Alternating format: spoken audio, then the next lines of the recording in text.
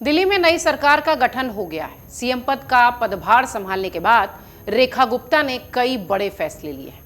पूर्व सीएम आतिशी की निजी स्टाफ की छुट्टी करने के बाद अब कहा यह जा रहा है कि अरविंद केजरीवाल की मुश्किलें भी बढ़ सकती हैं। इस बीच पूर्व सीएम आतिशी ने दिल्ली की नई नवेली सीएम रेखा गुप्ता को चिट्ठी लिख दी है।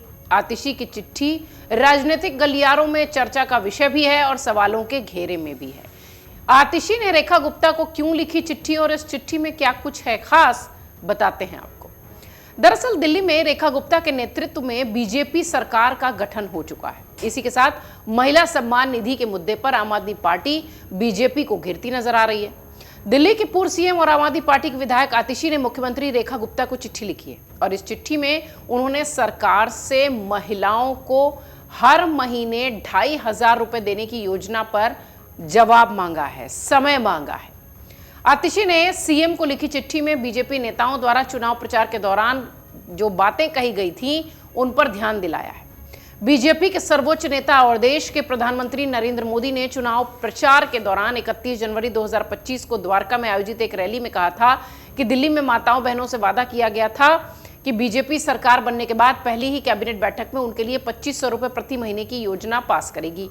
आतिशी ने अपनी चिट्ठी में लिखा कि मोदी जी द्वारा कही गई ये मोदी की गारंटी है, पर क्या जवाब है।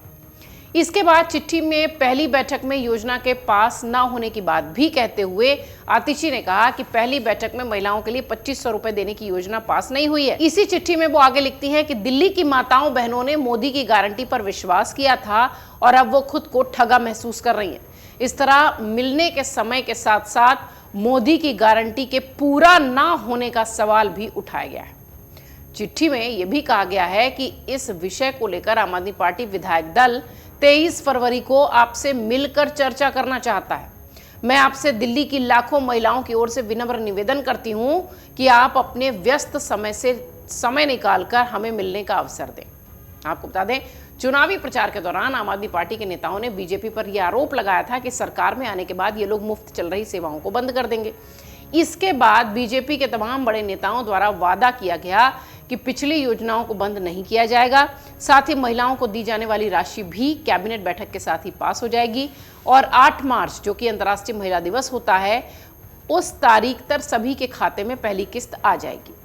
आपको बता दें कि इसी को लेकर लगातार आम आदमी पार्टी और आतिशी सरकार को घेरती नजर आ रही हैं, नई सरकार को, नई सीएम को घेरती नजर आ रही हैं और उसी कड़ी में उन्होंने चिट्ठी लिखी है। चुनाव में 22 सीटें जीती थी आम आदमी पार्टी। आतिशी की कालकाजी सीट भी इस जीत में शामिल थी। 70 सीटों वाली विधानसभा में बीजेपी ने 48 सीटों पर बहुमत का जो आंकड़ा था वो पार करके इस अंक को पाया था। पिछली आम आदमी पार्टी सरकार में मुख्यमंत्री रही आतिशी ने 23 फरवरी को अपनी पार्टी के विधायकों के साथ मुख्यमंत्री से मिलने का समय मांगा है। अब देखना यह है कि ये जो मामला है चिट्ठी से शुरू हुआ, ये कहां तक जाता है।